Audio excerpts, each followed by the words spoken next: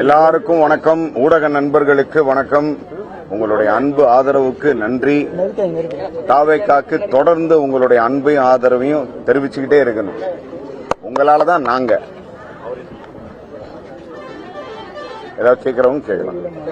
போட்டி போடுறவங்க எல்லாருமே உள்ளூர் தொகுதியை சார்ந்தவங்க போட்டி போடுறாங்க. நீங்க புதுமுகம் வெளியில இருந்து போட்டி போடுறீங்க, புதுசா களமிறங்கி பாக்குறீங்க. வெற்றி வாய்ப்பு எப்படி இருக்கு? வெற்றி வாய்ப்பு நிச்சயம் பிரமாதமா இருக்கு, பிரகாசமா இருக்கு. எங்களுக்கு நான் வெளியூர் ஆள்லாம் கிடையாது. நான் இந்த ஊர் ஆளு, இந்த மண்ணில் பிறந்த மண்ணின் மைந்தன்.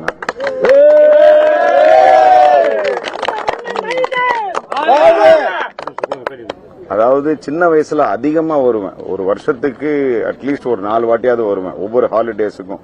ஏன்னா நான் பிறந்த இடம் இது. நான் இப்ப நேரா இங்க நான் பிறந்த ஹாஸ்பத்திரிக்கு தான் போறேன், ஹாஸ்பிட்டலுக்கு தான் போறேன். ஸோ எனக்கு தூத்துக்குடிக்கும் பெரிய கனெக்ட் இருக்கு. அது ஒரு எமோஷனல் கனெக்ட். ஏன் நான் பொண்ணு எடுக்கிறது எங்க வேணா எடுத்திருக்கலாம். நான் சினிமா துறையில இருந்து வந்த இப்போ ஒரு பொலிட்டிஷியன் ஆயிருக்கிறேன். நான் ஒரு நடிகை கல்யாணம் பண்ணிருக்கலாம், இல்ல ஒரு மாடலை கல்யாணம் பண்ணிருக்கலாம். ஆனா இந்த ஊர்ல, என்னுடைய ஊர்ல தான் பொண்ணு எடுக்கணும் அப்படின்னு சொல்லி இந்த ஊரு ஒரு பொண்ணை தான் நான் திருமணம் செஞ்சிருக்கேன். என் மக பிறந்ததும், என்னோட ஒரே மக பிறந்ததும் இந்த ஊர்ல தான். அதுக்கு எல்லாம் உங்களுக்கு எல்லாத்துக்குமே நிறைய பேருக்கு தெரிஞ்சிருக்கும். தெரியாதவங்களுக்கு இதை தெரிவிச்சுக்கிறேன். வேற உங்க நண்பரும் தலைவரும் எப்ப உங்களை ஆதரிச்சு பிரச்சாரம் பண்ண வர? அவரு கண்டிப்பா வருவாரு மிக விரைவில். இங்க அந்த தென் மாவட்டங்களுக்கு வரும்போது கண்டிப்பா இங்க வருவார். மற்ற வேட்பாளர்களோட முக்கியத்துவம் கொடுத்து அதிக நாட்கள் பிரச்சாரம் பண்றதுக்கு வாய்ப்பு இருக்காங்க? இல்ல அப்படின்னு கிடையாது. நம்ம மேல ஒரு சாஃப்ட் கார்னர் உண்டு. என்னைக்குமே நண்பன் அப்படின்றதுனால ஒரு தனிப்பட்ட ஒரு பார்வை இருக்கு, ஒரு அன்பு இருக்கு. அது அவரு கண்டிப்பா ஒரு நண்பனுக்காக செய்ய வேண்டிய விஷயங்களை அவர் செய்வார், கடமையை செய்வார். அதே மாதிரி மற்ற வேட்பாளர்களுக்கு செய்ய வேண்டிய கடமையும் அவர் செய்வார். நான் 4ஆம் தேதி வேட்புமனு தாக்குறேன்.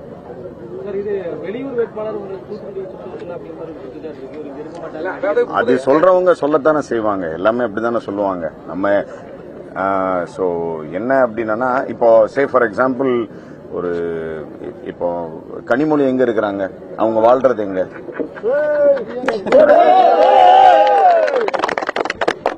தூத்துக்குடி தொகுதியில என்ன மக்களோட தேவைகள் என்ன, நீங்க என்னென்ன புதிய திட்டங்கள் வச்சிருக்கீங்க, பழத்தை என்னதெல்லாம் நிறைவேற்ற வேண்டியிருக்கு? என்னென்ன மக்களுக்கு தேவையோ அனைத்தையுமே செய்வோம். தளபதி செய்வார். இதுவரைக்கும் செய்யறேன்னு சொல்லிட்டு செய்யாம போன தலைவர்கள் என்னெல்லாம் செய்யலையோ அது எல்லாருமே எங்க தளபதி செய்வார். தளபதி மூலமா நான் செய்வேன். அஜிதாக்கள் ஒரு லேடி உங்க இதுல இருந்தாங்க, அவங்களுக்கு சீட்டு கொடுக்கலன்னு கார்ல உள்ள கலத்துனது, ஸ்டிக்கர் கிழிச்சு, அந்த மாதிரி இதெல்லாம் நடந்தது. அது தனிப்பட்ட விஷயம். அது அவங்க ஒவ்வொருத்தவங்களோட தனிப்பட்ட விஷயம். நீங்க அது கழகத்திட்ட தான் கேட்கணும். அவங்கள நேர்ல சந்திச்சு பேசுவீங்களா? அது பிரச்சாரத்துக்கு வர சொல்லுவீங்களா? தூக்கு மாத்திரம் எல்லாம் போட்டிருக்காங்க. அது அவங்களோட தனிப்பட்ட விஷயம். அது அவங்க கிட்ட தான் நீங்க கேட்கணும். தங்கச்சிட்டு தான் நீங்க கேட்கணும். பணியாட்சியருக்கு சினிமா விட்டு உங்க தலைவர் வெளியில வந்துட்டாங்க. நீங்களும் இப்ப மக்கள் பணியாட்சி தூத்துக்குடி வந்திருக்கீங்க. சினிமா விட்டு வெளியில வந்துட்டீங்களா, இல்ல அங்கே இங்கேயும் பாதி? அதாவது கண்டிப்பா வெளியில வந்துட்டேன். அதனாலதான் நான் முடிக்க வேண்டிய படங்கள் எல்லாத்தையுமே முடிச்சு கொடுத்துட்டு வந்துட்டேன். இதுக்கப்புறம் காலம் என்ன தீர்மானிக்குதோ, மக்கள் என்ன தீர்மானிக்கிறாங்களோ, ஆண்டவன் என்ன சொல்றானோ அதை நான் செய்வேன்.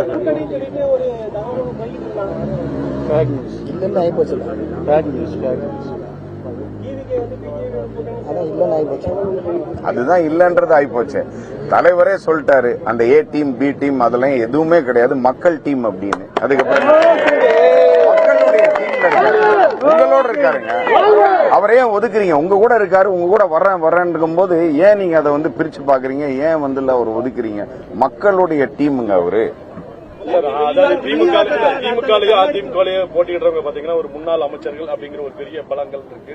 அதையும் மீறி உங்களோட பிரச்சாரத்தை எப்படி பண்ணுவாங்க? சரி, அதுக்கு முன்னாடி அவங்க யாரா இருந்தாங்க? அமைச்சரா இருந்தாங்களா?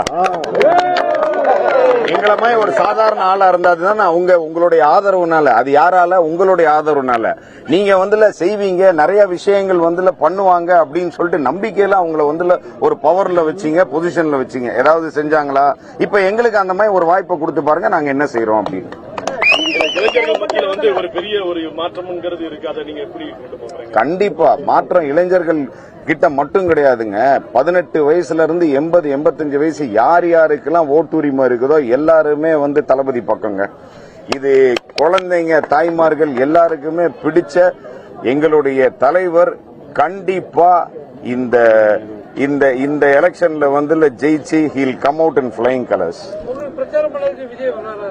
கண்டிப்பா வருவார், கண்டிப்பா வருவார், கண்டிப்பா வருவார். நீங்க பார்க்கத்தானே போறீங்க.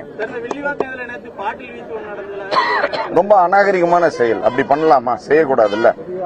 சோ இதுல இருந்து என்ன தெரியுது? நம்மளோட ஆதரவாளர்கள்ன்ற போர்வேல உள்ள வந்து ஒரு கேஸை கிரியேட் பண்றதுக்காக அவங்க செய்யறது. இது ஊடக நண்பர்கள் நீங்களும் நம்ம போலீஸ் டிபார்ட்மெண்ட் தான் இதுக்கு வந்து ஒரு கரெக்டான ஒரு பதிலடி கொடுக்கணும். இதுலயே தெரியலையா தீய சக்தின்னு? யார் தீய சக்தி?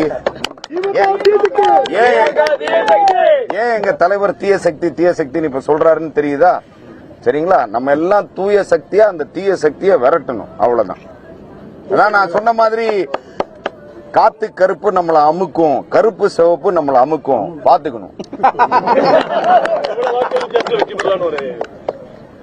அது காலம் வந்து அதுக்கு பதில் சொல்லும். நீங்க பாருங்க, மே 4ஆம் தேதி பாருங்க. 7ஆம் தேதியா 4ஆம் தேதியா? 4ஆம் தேதி பாருங்க. அதுக்குதான் பஜ்ஜி போட்டேன்.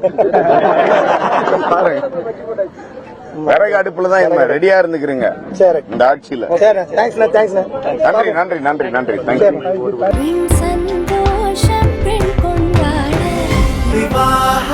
மணப்பெண்ணின் பிரத்யேகமான திருமணம் விவாஹா தி சென்னை சில்க்ஸ்.